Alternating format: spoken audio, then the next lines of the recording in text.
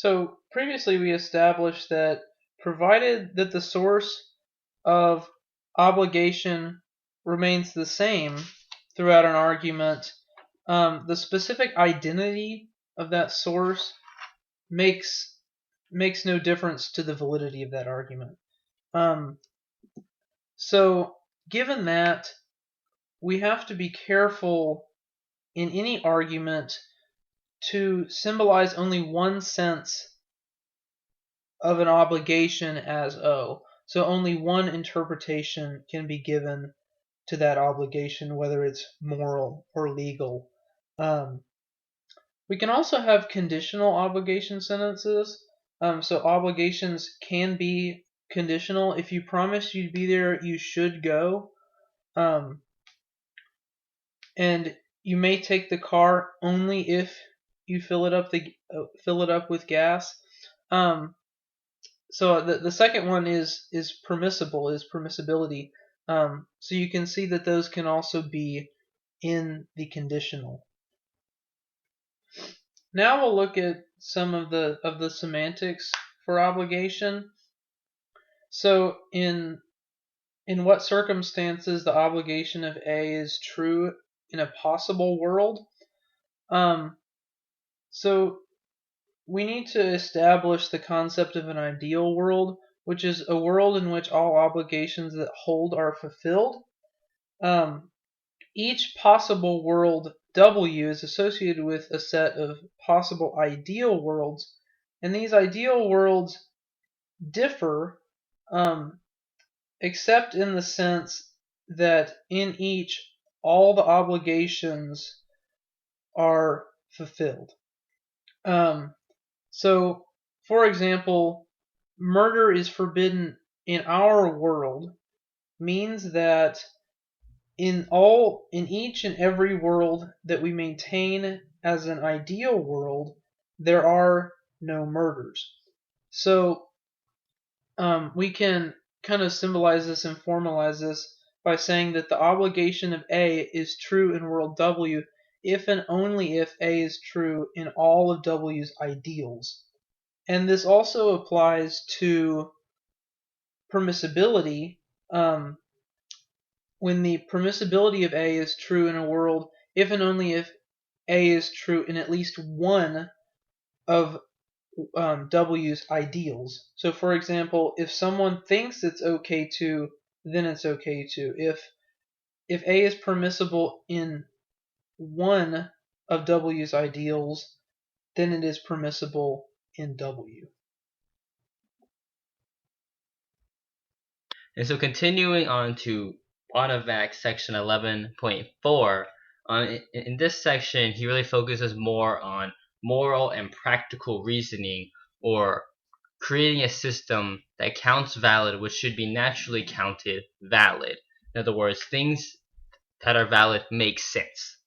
And so he says in our current system we have four main principles. One, A and B should be the case if and only if A and B each should be the case. Two, nobody is obligated to do the impossible. Three, you should do what you have to do. And four, you should do whatever it takes to fulfill your obligations. And so we're gonna look at each principle, see what it implies, and see if perhaps our system is flawed as it is currently. And so the first principle we'll look at is principle number 4. So principle 4, you should do whatever it takes to fulfill your obligations. And so within this principle, there are 3 fundamental deontic concepts for obligation. If you are obligated to do something, you are obligated to do what's necessary to bring it about. For example, if you are obligated to go to a meeting and you need to miss dinner for that meeting, you're obligated to miss dinner. That makes sense. For permissibility, conditions of permissible are themselves permissible. For example, if it's okay for you to leave work and to do so you must skip the staff meeting, then it must be okay to skip the staff meeting. Also makes sense. Then for forbiddance, conditions of forbidden are forbidden.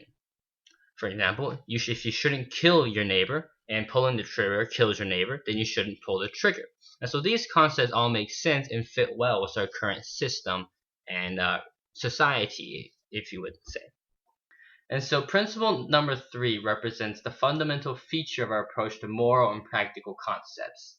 And so what this principle number 3 says is that everything necessary is obligatory. In other words, if everyone thinks you should do something, then you're obliged to do it. And this comes from the definition of obligation in respect to the world, which we looked at in Bonavac 11.1. And so this is also equivalent to saying whatever is permissible is possible. However, this also carries the undertone of you may only do what you can do. But this principle number 3 makes sense in our current world as well. And so we're going to go on to principle number 1.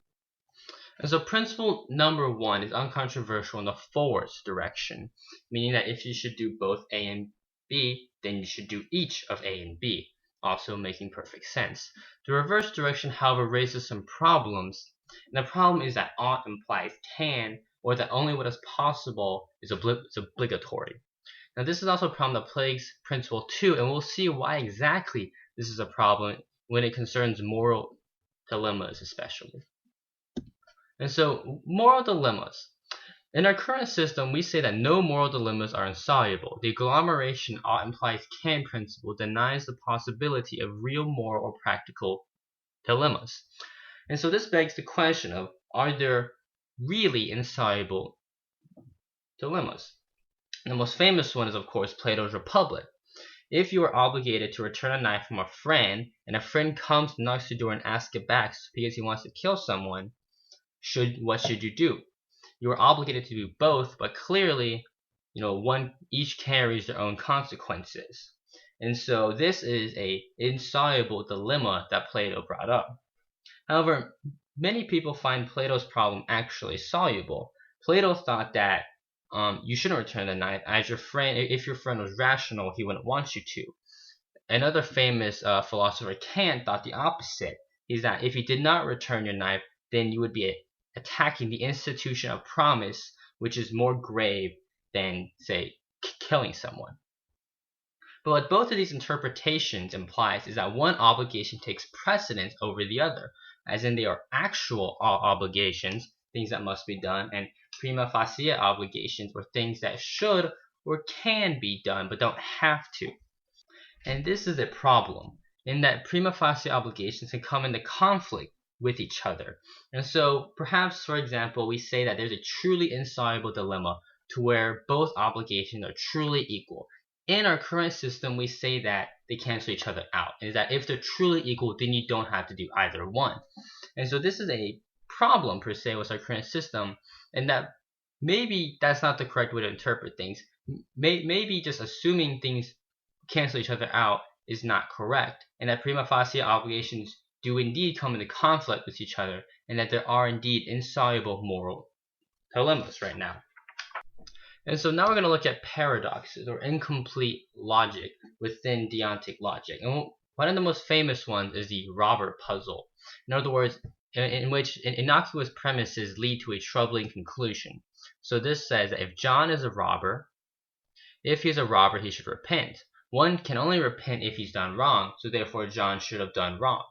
That doesn't sound right, but in terms of deontic logic, is completely valid and correct. And furthermore, modus ponens sometimes fails within deontic logic. For example, if you promise, then you should keep your promise. You promise, so you should keep your promise.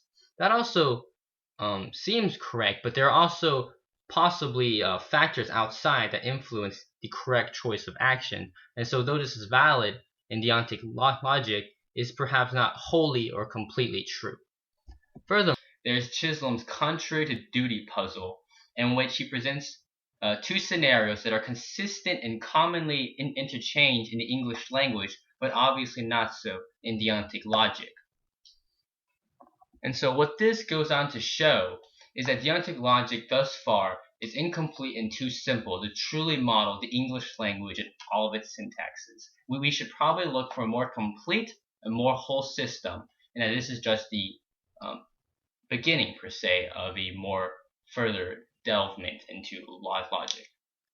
In conclusion, truth-functional logic can help decipher complex and carefully worded legal arguments such as the Senate argument But for the LSAT, it's really too binary and simplistic to be widely applicable. However, though incomplete, the introduction of deontic logic and the expansion of logic into more gray areas such as should, may, cannot cover some of the faults of truth functional logic and allow us as students to apply a new school of logic to aid in taking the LSAT. All right, thanks for listening.